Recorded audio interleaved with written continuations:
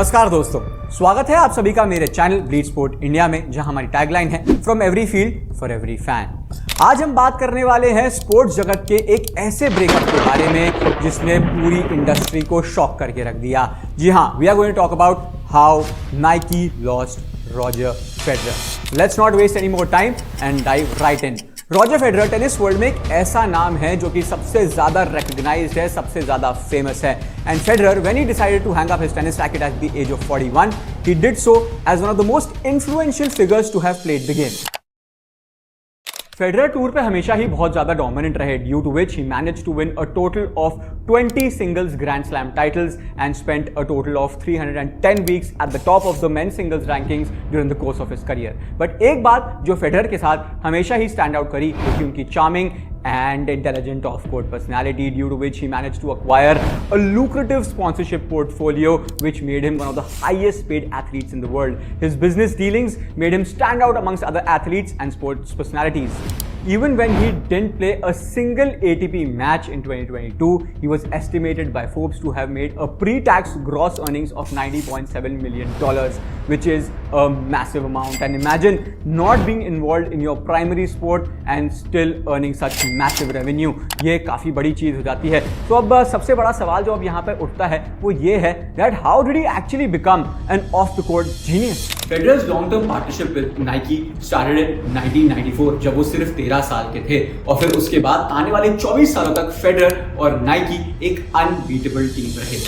Federer's marketability, specifically his long-standing sponsorship deal with sportswear giant Nike, is one aspect of the tennis star's life and career, which is explored in a new book called The Roger Federer Effect. Mike Nakajima, Nike's former director of tennis for 29 years, strongly criticized the company's decision to part ways with Roger Federer in 2018. Nakajima, who had signed Federer to Nike way back when he was just a teenager, described the split as an atrocity, believing that Federer should have remained with the brand for his entire career, similar to how Michael Jordan is still associated with Nike years after retiring from basketball, as he always knew that Federer was going to be a legend. Mike Nakajima का ये कहना है that some of the big players and companies rent houses near the All England Club during Wimbledon because they consider it as their safe haven. It is away from the hustle bustle.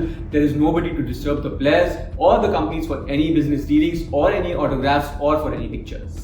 Roger Federer was very comfortable in the Nike house when he was young, just happy to hop over, make himself a nice tasty sandwich with ham and cheese, sit back, relax and watch Wimbledon on television. In fact, in 2016, as chance would have it, the Nike people on Arthur Road, just opposite side from the All England Club, just happened to be the neighbors of the Federers. Federer's success story also became a stroke of luck for Nike, but trust me, nobody does marketing better than what Nike does. When the Nike marketing machine backs you, it can blow any athlete through the roof.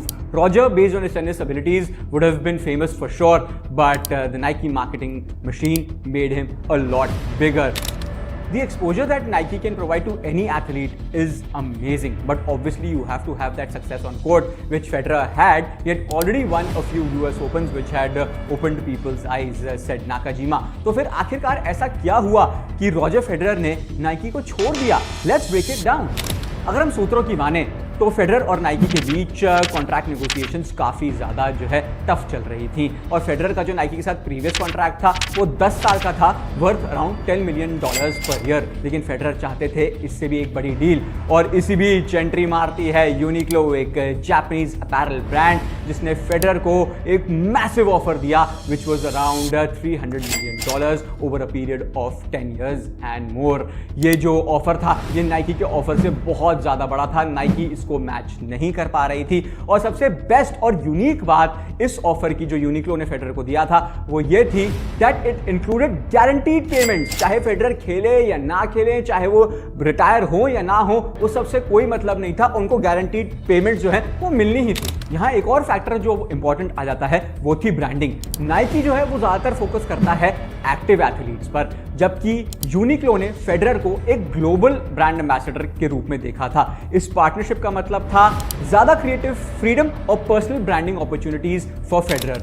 और इसी तरह ठीक 24 साल बाद Federer ने officially Nike को कहा bye bye और ज्वाइन कर ली टीम यूनिक्लो।